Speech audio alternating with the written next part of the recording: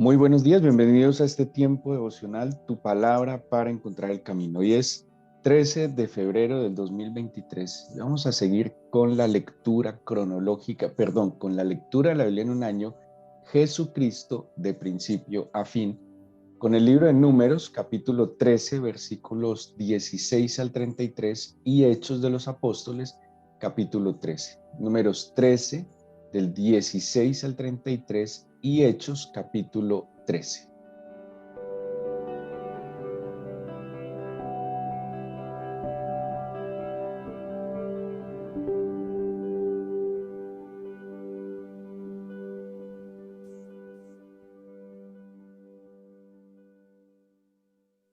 El capítulo 13 del libro de los Hechos de los Apóstoles nos permite pues llegar al inicio de la evangelización a los gentiles. Bueno, la verdad, eh, todo empieza desde el capítulo 2 de Hechos, cuando viene el Espíritu Santo, eh, en todos los presentes que había en aquel momento en Jerusalén. No solo a Jerusalén asistían a las fiestas solemnes judíos, sino que asistían mm, convertidos al judaísmo que se conocían en la época como prosélitos. Había griegos y de otras naciones que habían aceptado la fe judía y por eso ellos también asistían a las fiestas solemnes. Eran como gentiles convertidos al judaísmo. Así que aquella mañana que el Espíritu Santo viene sobre los apóstoles y que ellos con toda la valentía y por la presencia sobrenatural del Espíritu Santo empiezan a hablar y cada uno de aquellos visitantes escuchaban en sus propias lenguas. Esa es como la primera evangelización que podríamos decir que llegó a los gentiles, pero eran gentiles no paganos, sino que eran gentiles que habían aceptado en su momento la fe judía. Bueno, y también había todos los judíos de las naciones que habían llegado a la fiesta del Pentecostés. Aquí, este capítulo entonces nos va a hablar del inicio de los viajes misioneros de San Pablo, que a propósito, el primer puerto que toca en los viajes misioneros de San Pablo es en la isla de Chipre. Pero vamos a ver algunos detalles importantes de este capítulo 13 de Hechos. Dice el versículo 1, había entonces en la iglesia que estaba en Antioquía profetas y maestros, y menciona a 5 de ellos, a Bernabé, Simón, el que se llama Níger, Lucio de Cirene, Manaén, el que se había criado junto con Herodes el tetrarca, y Saulo. Cuando San Pablo, que es quien más escribe sobre esto, Pedro también lo menciona, escribe sobre los dones del Espíritu Santo, sobre los ministerios del Espíritu Santo y sobre las operaciones del Espíritu Santo. Cuando habla de los ministerios del Espíritu Santo, menciona a uno en particular que generalmente se ha visto como dos, pero sin duda alguna parece que era eh, eh, son ministerios diferentes como el maestro, profeta, el apóstol, y cada uno tiene unos dones particulares para eh, eh, pues ministrar, para servir al Señor en el crecimiento de la iglesia. Y aquí habla de dos ministerios de ellos, que son los profetas y los maestros. Había otra característica de estos ministerios del Espíritu Santo, y era que este ministerio del profeta era un ministerio itinerante, a diferencia de los pastores o de los apóstoles que en cierto momento se establecían en un lugar para establecer la iglesia y estaban algún tiempo. Hablando de los apóstoles estaban, no sé, 1 o 2 años, unos meses en una ciudad, establecían la iglesia y se iban estableciendo iglesia a otros lugares. Estos profetas venían compartiendo eh, alguna revelación que el Señor les había dado, ¿sí? Y enseñaban estas revelaciones e iban recorriendo las diferentes iglesias. Dentro de estos profetas y maestros se reúnen y dice el Espíritu Santo, porque así lo menciona la Biblia, dice el versículo 2, ministrando estos al Señor, estos 5 profetas y maestros, y estaban reunidos estos 5 profetas y maestros, y dice que el Espíritu Santo les indicó y les dijo, apartadme a Bernabé y a Saulo, ¿sí? Vemos entonces aquí a una dirección del Espíritu Santo formal, directa, que apartaran a Pablo y a Bernabé para esta misión. Dice el versículo 2, ministrando todos al Señor, ayunando, dijo el Espíritu Santo, apartadme a Bernabé y a Saulo para la obra a que los he llamado. Entonces, habiendo ayunado y orado, les impusieron las manos y los despidieron, ¿sí? Y empieza el primer viaje misionero de San Pablo, que como les mencioné, va hacia la ciudad, hacia la isla de Chipre. Eh, Pablo, que lo hemos leído y lo hemos analizado otras veces, tenía un modo de operación en su evangelización. Acordémonos que Pablo fue un hombre preparado en el judaísmo, un hombre de la corriente farisea, como él mismo lo menciona, fariseo de fariseos, un hombre muy instruido en la escritura. Por eso para él la revelación de Jesucristo tuvo que haber sido muy contundente, muy profunda, porque él pudo entender incluso todo el Antiguo Testamento a la luz de la verdad pues, que representa el Señor Jesús, el cumplimiento absoluto de las promesas mesiánicas, el cumplimiento absoluto del plan de salvación establecido por el Padre y que el Hijo había ejecutado. Pablo era un conocedor entonces de las Escrituras y por eso cuando él llegaba a cada ciudad iba a las sinagogas.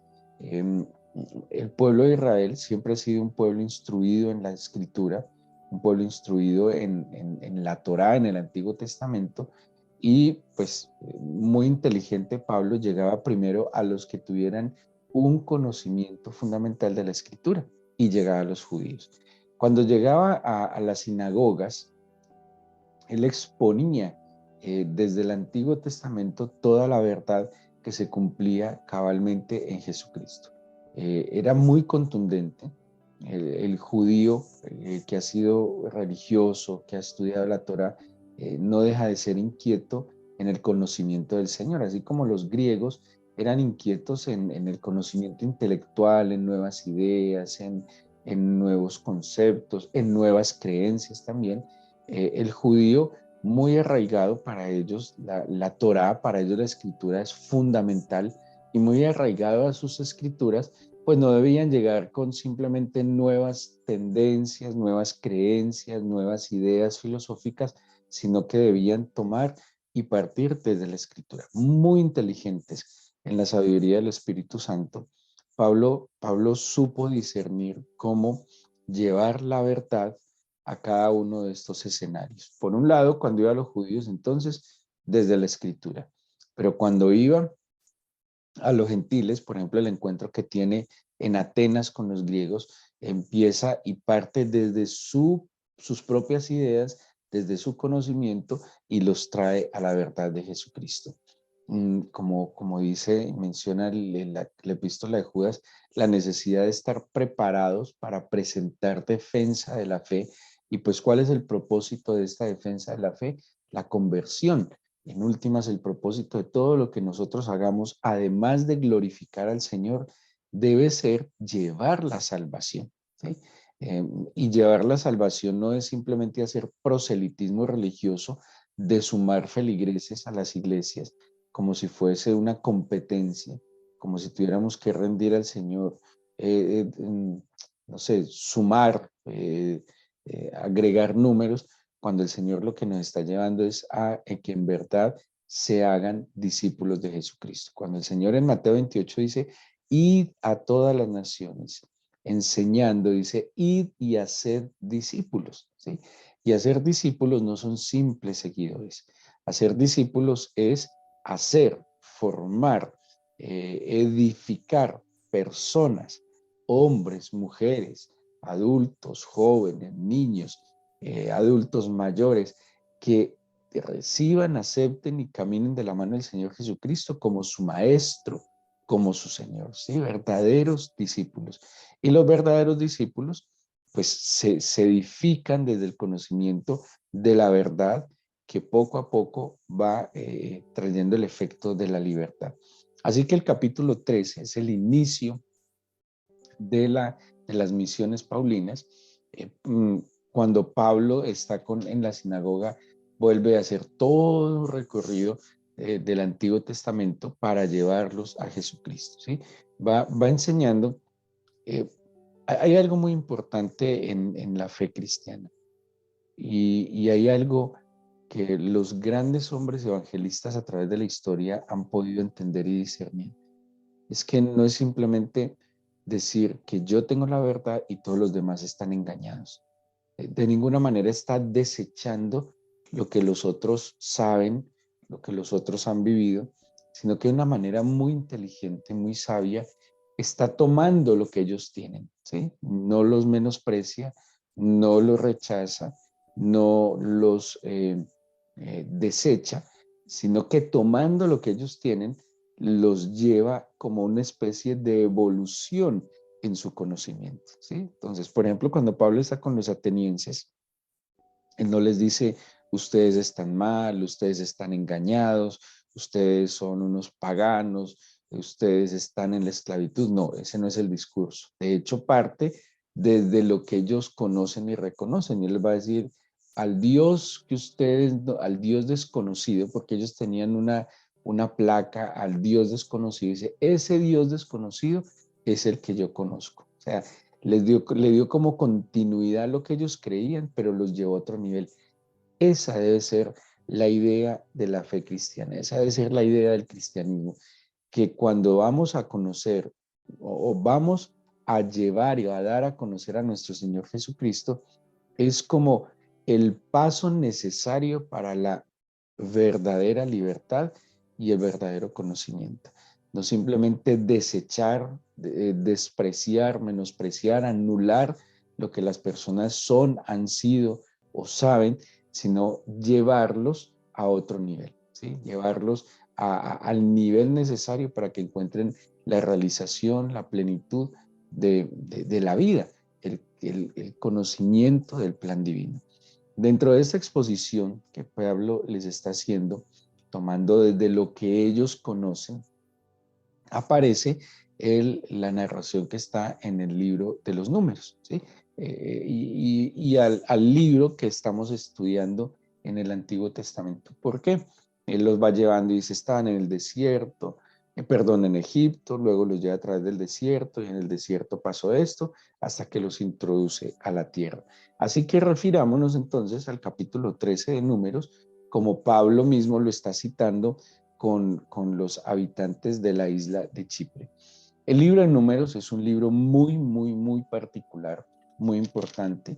En hebreo el libro se llama Bamidbar, que quiere decir en el desierto, como les he indicado, el Pentateuco, los 5 primeros libros de la Biblia del Antiguo Testamento, en el texto original, o por lo menos en los textos hebreos, son denominados con la primera palabra que aparece en el libro. En el caso del libro de Números, la primera palabra que aparece es en el desierto, ¿sí? Así que de manera muy práctica, el nombre que le dan al libro que nosotros conocemos como Números es en el desierto. Cuando se hace la primera traducción de parte del Antiguo Testamento al griego, conocido como la Septuaginta, ellos le van a llamar números, griego arithmoi, que es números. ¿Por qué lo llaman números? Tiene también mucho sentido por el contenido que tiene este cuarto libro del Pentateuco. ¿Y qué contiene? Censos. ¿Sí? Desde el primer momento, el Señor manda a Moisés a que cense el pueblo, a que determine cuántas personas hay. ¿Por qué? Porque vienen en un proceso o van a entrar en un proceso de conquistar. Ellos debían llegar a una tierra que estaba habitada. Necesitaban saber con qué, por decirlo de alguna manera, fuerza militar contaban. Ellos debían tener claridad de cuántos hombres eran aptos para la guerra, ¿sí? Uno. Dos, en el desierto, además, se había establecido el culto. Y el culto, la adoración al Señor, pues iba a convertirse en el eje central de la vida de este pueblo que iba de la esclavitud a la libertad y algo que iba a darle cohesión, unidad, fortaleza, que le iba a dar identidad al pueblo que fue sacado de Egipto y que iba a la tierra prometida, era precisamente el culto, la escritura, la instrucción, la adoración. Debía distinguirse, ¿sí? Había muchos cultos en aquel momento, había muchas creencias, había muchos dioses, casi que cada pueblo tenía su propio dios, ¿sí? Y esa era una idea general. De hecho, lo que yo les he explicado en la antigüedad, el pueblo de Israel se conoce como el tiempo de la monolatría. ¿Qué es la monolatría? Es que yo reconozco que hay otros dioses, pero yo adoro a mi Dios, ¿sí? De alguna manera, en la mente y en el corazón del pueblo de Israel, ellos creían, porque es que así era, así lo veían.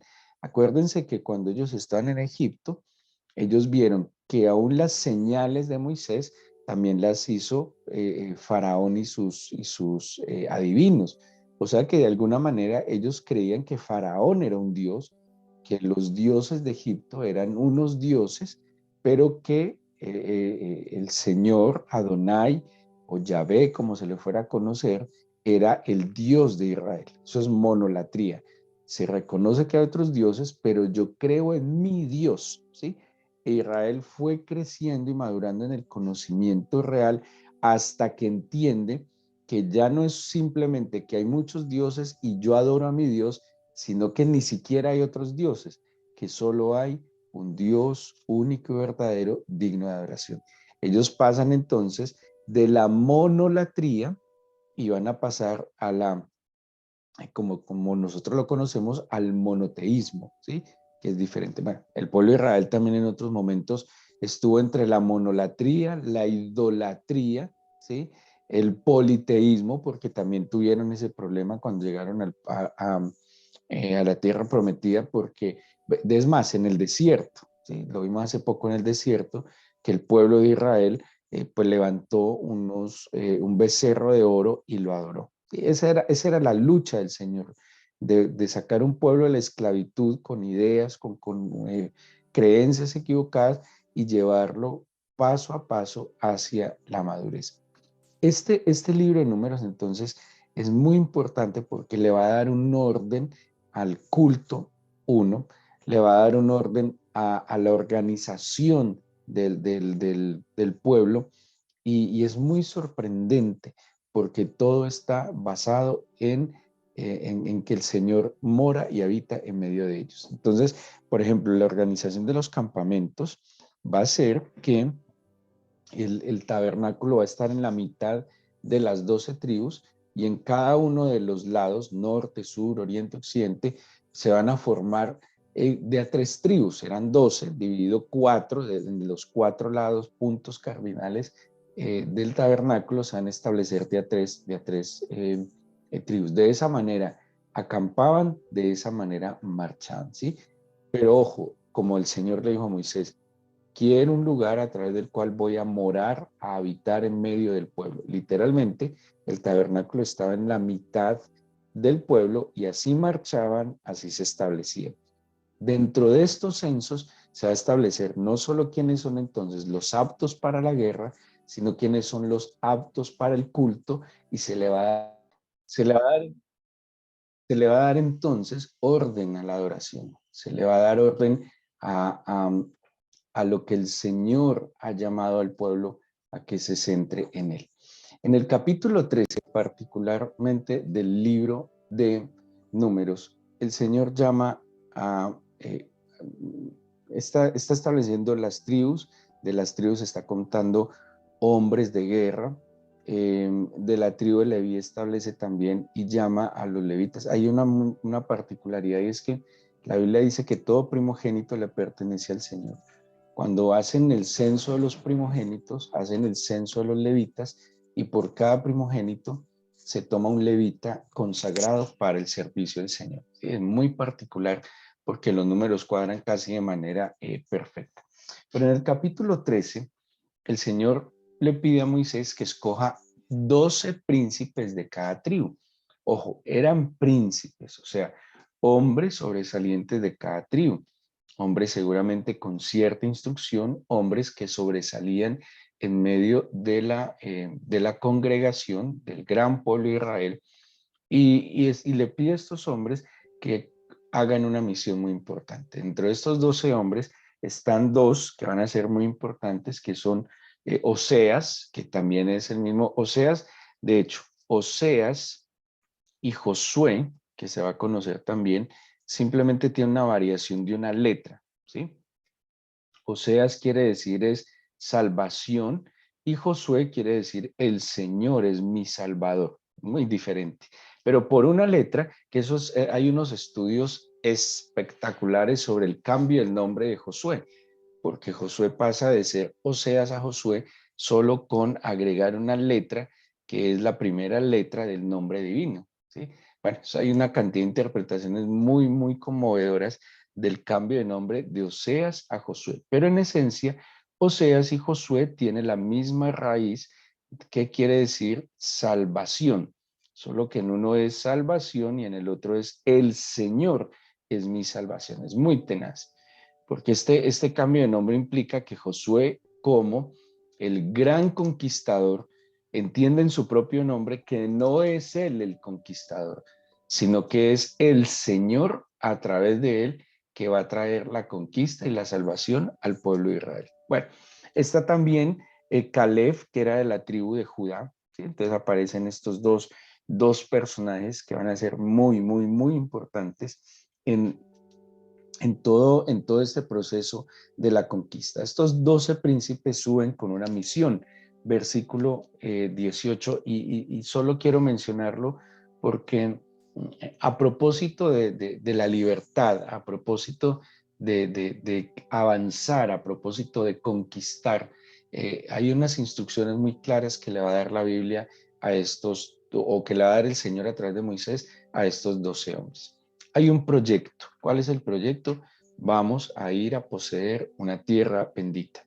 El Señor me dio una promesa y las promesas no se esperan, las promesas se alcanzan. El Señor me dice, tome esto, pues yo no puedo esperar a que simplemente lo haga, sino que yo debo marchar hacia esa conquista, ¿sí? Marchar hacia el cumplimiento de esa promesa. En ese proceso están ordenando la vida, ¿sí? Entonces, el Señor me dice, este proyecto lo pongo en tus manos, ¿sí? Este es un plan que tengo para ti. Este proyecto puede ser el matrimonio, la familia, el hogar, puede ser un ministerio, puede ser un negocio, lo que sea. Entendemos que el Señor ha puesto un proyecto en nuestras manos. Para ese proyecto en nuestras manos, el Señor manda a que establezca lo que hay. Por eso eran los censos. O sea, ¿qué es lo que tienes para desarrollar este proyecto? Este proyecto va a tener unas demandas como cuáles. Uno, primero absolutamente es que la centralidad sea en el Señor. Él es el centro, Él es el objeto de la adoración, Él estará en medio de nosotros. Dos, vamos a conquistar. ¿Qué fuerza y recursos tenemos para conquistar? ¿Cuántos hombres hay en el caso del pueblo de Israel? Pero luego dice, entendamos lo que vamos a tomar. ¿Para dónde vamos? Despartamos primero de lo que debemos establecer. Te tengo a ti, Señor, como mi todo. De parte tuya recibí unos recursos. ¿Cuáles son? ¿Cuántos son? ¿Para qué me sirven? Ahora miremos a lo que nos vamos a enfrentar. Entonces, primero, yo mismo analizo, diagnostico, censo, establezco lo que soy, lo que tengo. Pero luego, el para dónde voy, para saber si lo que en este momento tengo es suficiente para la labor, la conquista, el desafío que tengo, o también cómo lo voy ajustando. Entonces, parte por una identificación mía para que yo también luego identifique hacia dónde voy. Y mira lo que hace el Señor con ellos. Les dice, tome 12 príncipes, o sea, hombres que tenían capacidades superiores a las de a las del, digámoslo, de la mayoría, o sea, que tenían una capacidad de análisis, de observar, de identificar, y era muy importante porque tenían que medir que lo que tenían era suficiente para lograr y alcanzar lo que el Señor les había prometido, ¿sí? Saber, y eso dice la Biblia en el Nuevo Testamento, cuando yo voy a edificar me siento, calculo si tengo para terminar el edificio. Cuando voy a salir a la guerra, me siento y mido los recursos que tengo para ver si puedo lidiar esta guerra.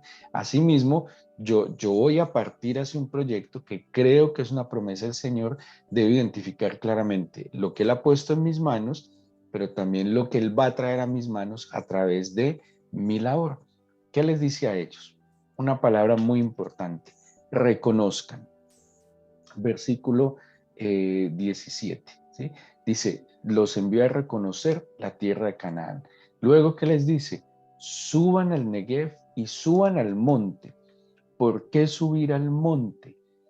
Ojo que la mayoría de lo que ellos van a reconocer es un desierto, y es más, unas depresiones, porque ellos van a ver desde el Valle del Jordán, que es una depresión entre menos 200 y menos 400 metros bajo el nivel del mar. Van a reconocer unos valles, ¿sí? Y van a reconocer unas montañas. ¿Cuál era el mejor lugar para reconocer toda la zona? Suba al monte, porque desde el monte se tiene mejor visión y observación. Entonces, reconozcan, suban al monte, y luego les dice, observen. ¿Qué van a observar? La tierra, van a observar el pueblo y van a observar el terreno, ¿sí?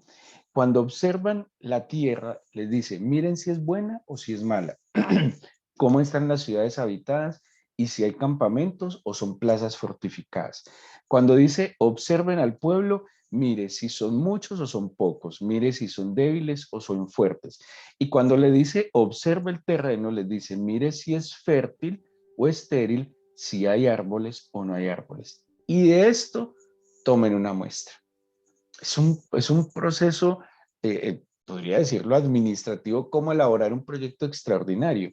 Primero vayan a reconocer. ¿Qué implica reconocer? Suban al monte. Nosotros hemos dado interpretación a subir al monte. Dice, entre otras cosas, suban al monte y traigan madera para edificar la casa. Aquí le está diciendo, suban al monte, ¿para qué? Para que puedan observar todo aquello que el Señor tiene delante. Tomen una muestra y ahí sí vengan y miremos lo que tenemos, cómo lo vamos a emplear para la conquista. La historia, pues lastimosamente para muchos, pero bendito Dios porque es enseñanza para nosotros, ellos vienen y le informan a Moisés y al pueblo lo que observan. Y efectivamente ellos concuerdan que la tierra es extraordinaria, que la promesa es extraordinaria, pero nadie dijo que iba a ser fácil. Y ellos se desaniman cuando mencionan lo que observaron en el pueblo y dice, eran muy grandes. El problema no fue que fueran grandes, el problema estuvo en cómo se veían ellos respecto al desafío. Y para concluir, el problema no está en el desafío que el Señor pone delante de nosotros. Que pudiera entender ahora que cada promesa del Señor es un bendito desafío que Dios coloca delante de mí. El problema no es el tamaño del desafío. El problema no es el tamaño del proyecto. El problema está en cómo yo me veo, cuál es mi tamaño, cuál es la visión que yo tengo de mí mismo frente a ese proyecto o ese desafío que el Señor está poniendo delante de mis ojos. ¿Saben qué dijeron ellos? Nos consideramos unas langostas, y se los voy a ilustrar a nuestro tiempo. Nos vemos como unas cucarachas respecto a este desafío, porque una langosta era un insecto, ¿no? Se imaginen el, el, el, el, el marisco que a tantos les gusta. No, era un insecto, una langosta era un insecto. Somos unas cucarachas frente a este desafío y proyecto que tú colocas delante de nosotros. O sea, por más linda que sea tu promesa y maravillosa, hay una tierra que fluye leche y miel, no somos capaces. Ahí es todo el problema. El problema no fue en diagnosticar el plan del Señor, sino en la visión paupérrima que cada uno tenía de sí mismo. El problema no es la promesa, la dificultad no está en el desafío, la dificultad real está en el corazón y en el alma de cada uno de nosotros, que ve y prefiere ver más su dificultad y su limitación que el poder sobrenatural del Señor. Si el Señor dijo, va a cumplir. Y va a cumplir en la medida en que nosotros caminemos en pos de su palabra, en pos de su promesa. Porque si yo me muevo conforme a su promesa es porque creo, y el que cree agrada al Señor. Y el que cree va a ver el cumplimiento de las palabras que el Señor dijo. Este número es impresionante en cómo el Señor entonces organiza, les ayuda a que ellos tengan una visión clara de lo que Él les ha dado, una visión clara de lo que les espera y una visión clara de cómo lo van a lograr. El punto está en que creamos lo que el Señor piensa de nosotros. Y si el Señor dijo que somos aptos para, pues dejemos de vernos como insectos y veámonos como Él nos ve. Cuando yo puedo ver a través de sus ojos, cuando yo me puedo discernir a través de su corazón, pues voy a entender que Él y yo somos mayoría, que el Señor y yo estamos juntos y estamos preparados y aptos para todos los desafíos que se vengan. Vamos a darle gracias al Señor, entreguémosle este día en oración.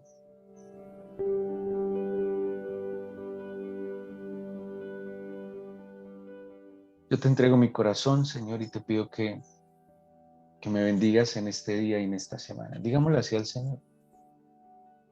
Dame tu bendición para este día y esta nueva semana. Quisiera pedirles que oremos por este país, por nuestra nación, por Colombia. Y te pido, Señor, que cada colombiano comprenda tus palabras para que seamos libres. Te pido que guardes, Señor, los niños, los jóvenes, los adultos. Que guardes el país de la violencia, que guardes el país de la brutalidad, Señor, de la ignorancia, de las tinieblas. Y que sea la luz de tu espíritu trayendo verdad a los corazones. Despierta a tu pueblo sobre el cual se invoca tu nombre, para que creamos tus promesas y convencidos de lo que tú eres y somos para ti, vamos a caminar en fe, agradándote y viéndote, Señor. Toma este día y danos tu bendición. Te lo pido en el nombre de Jesús. Amén.